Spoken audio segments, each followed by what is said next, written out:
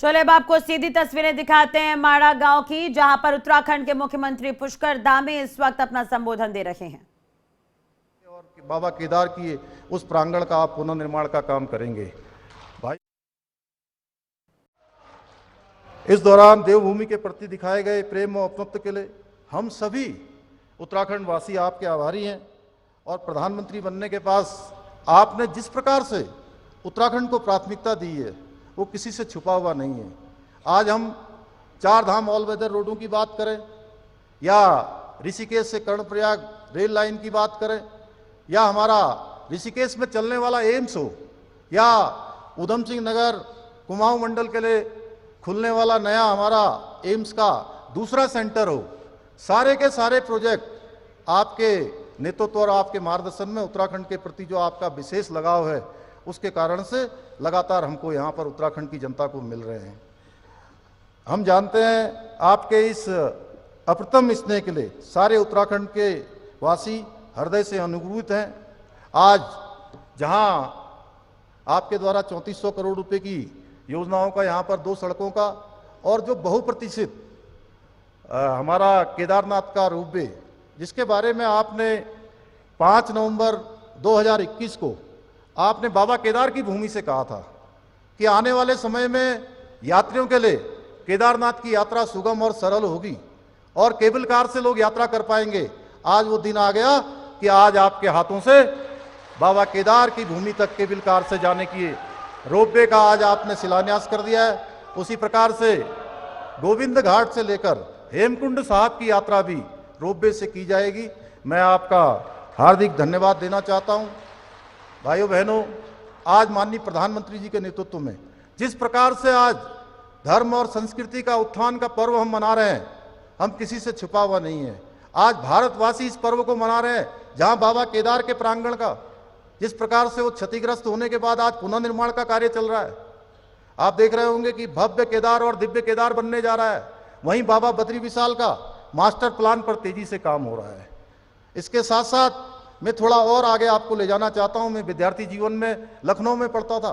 मैं 1999 में अयोध्या गया था और मैंने तब वहां देखा कि बाबा भगवान राम टेंट के अंदर हैं।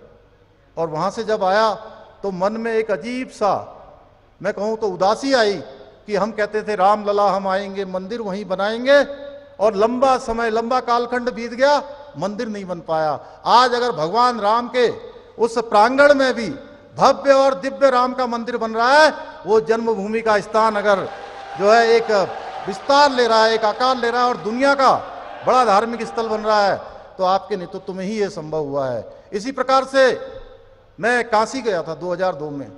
तब देखा था मैंने, इतना सकरा सा रास्ता होता था उसके मंदिर के अंदर जाने के लिए, और कोई शिव भक्त अगर बाबा को गंगा जी का जल लेकर अर्पित करना चाहता था तो उसको जाने के लिए रास्ता नहीं मिलता था। भाइयों बहनों, अभी मैं काशी गया था पिछले वर्ष दिसंबर में, तब हमने देखा कि अब लाखों लाखों लोगों के लिए, और कोई भी शिव भक्त गंगा का जल लेकर भगवान विश्वनाथ जी को चढ़ा सकता है, भगवान जो है भोलेनाथ जी को अर्पित कर सकता है।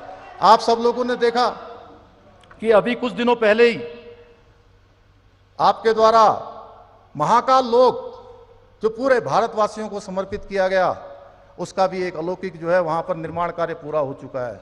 इस प्रकार से आज धर्म, संस्कृति और हमारे धार्मिक स्थल आपके नेतृत्व में लगातार उनका एक उत्थान का पर्व चल रहा है। भाइयों बहनों, बड़ी मुझे ये कहते हुए बहुत खुशी हो रही है कि आपने 5 नवंबर 2021 को बाबा केदार की भूमि से कहा था कि आने वाला दशक उत्तराखंड का दशक होगा, 21वीं सदी का तीसरा दशक उत्तराखंड का दशक होगा, और उसकी शुरुआत हो गई। वो कैसी शिव की वाणी थी कि आपके मुंह से निकली, और इस बार की जो हमारी यात्रा हुई है, अभी तक हम 45 लाख यात्री, श्रद्धालु, पर्यटक अभी तक यात्रा कर चुके हैं जो रजिस्टर्ड रूप से आए हैं।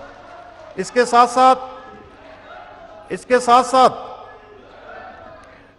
साथ जो हमारी कांवड़ यात्रा हुई है, उस कांवड़ यात्रा में भी इस बार सारे पूर्वानुमान टूट गए, सारे रिकॉर्ड टूट गए, और इस बार की यात्रा में 4 करोड़ शिव भक्तों ने मां गंगा का जल लेकर अपने अपने स्थानों पर गए हैं। ये हमारा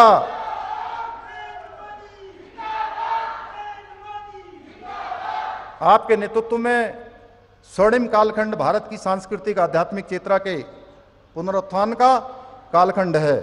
आधुनिकता के संतुलित समावेश के साथ साथ आज सनातन संस्कृति का वैभव पुनर्जीवित हो रहा है। भारत पुनः विश्व गुरु के स्थान पर स्थापित हो रहा है।